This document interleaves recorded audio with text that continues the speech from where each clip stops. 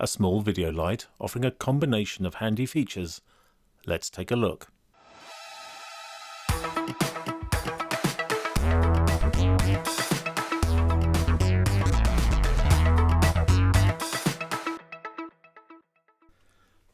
Hello and welcome to another New Ideas review, this time round the Aputure Amaran AL-MW. This is a constant output video light, quite small in size but quite mighty in output. It contains a 110 element C.O.B chip on board emitter, which puts out up to 6,000 lumens at half a meter. It has 10 selectable output levels plus a boost function, as well as 5 lighting effects, which we'll have a look at later. It's a very robust unit, and it's also got a 10 meter rating for water resistance. It has membrane switches on the top which select the output level and the effect, as well as turning the thing off and on.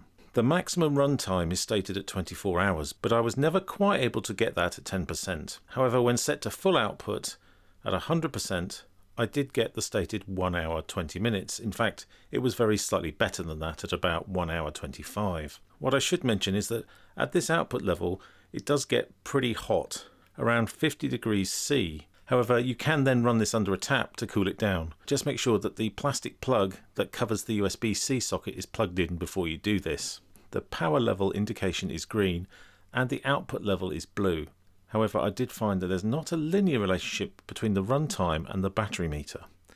You really have to be careful when there's only 40% battery left, as it does run down quite quickly, especially at the higher output levels. When you see a red flashing LED, you probably only have about a minute left of battery life before the light dies. It takes just over 2 hours to go from flat to fully charged when using a 10-watt supply. You also get a number of accessories in the box, as well as a USB cable and the case itself. You get a set of 3 CTB filters in quarter, half and full, and 3 CTO filters in the same ranges. Also included is a frost filter and a diffuser in the form of a silicone gel cover, which is very effective, but you do lose about 2.5 stops of light with it. In order to attach the CTO and CTB filters, you do need to use the included gel frame. However, I'm not convinced that this won't break, and I do wish they'd used a magnetic attachment instead of a physical clip that's on the gel frame. Also included in the box is a small bit of 3M hook and loop, which you can use to attach the light to a surface. It does state in the manual that you have to attach the hook and loop to the back surface of the light, which is all very well, but I thought, hang on, this light gets very hot. Will the adhesive melt?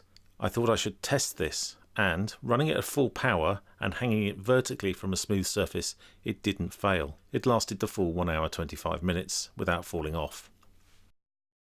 On the bottom is the only attachment point, a standard 1/4 inch screw thread. The angle of beam is effectively 170 degrees, although most of the light is actually output through about 100 degrees, as you can see here. Let's have a look at some of the lighting effects now. Faulty bulb. As I alluded to before, I'd qualify this light as small and mighty.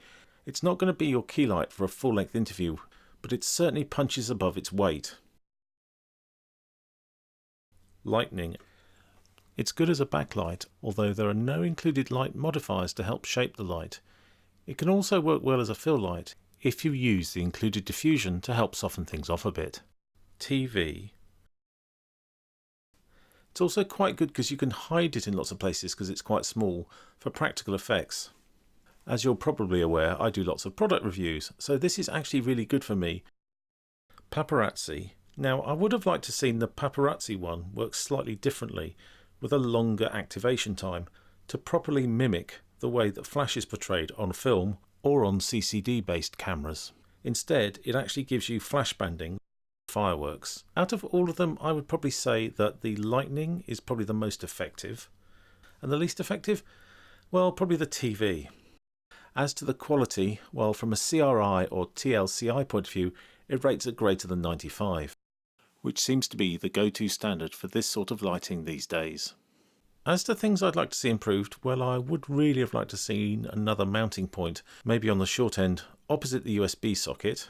Also perhaps a way of controlling it remotely, It might not be possible in a light this small with this amount of metal around it and the environmental sealing, but maybe it's something they could think about for version 2. Overall, I really like this light, and I'm certainly going to be using it for future videos, so thanks go to Amaran for supplying it. And I'll link this in the description below, and any purchases made via that link go to support this channel. Thanks very much.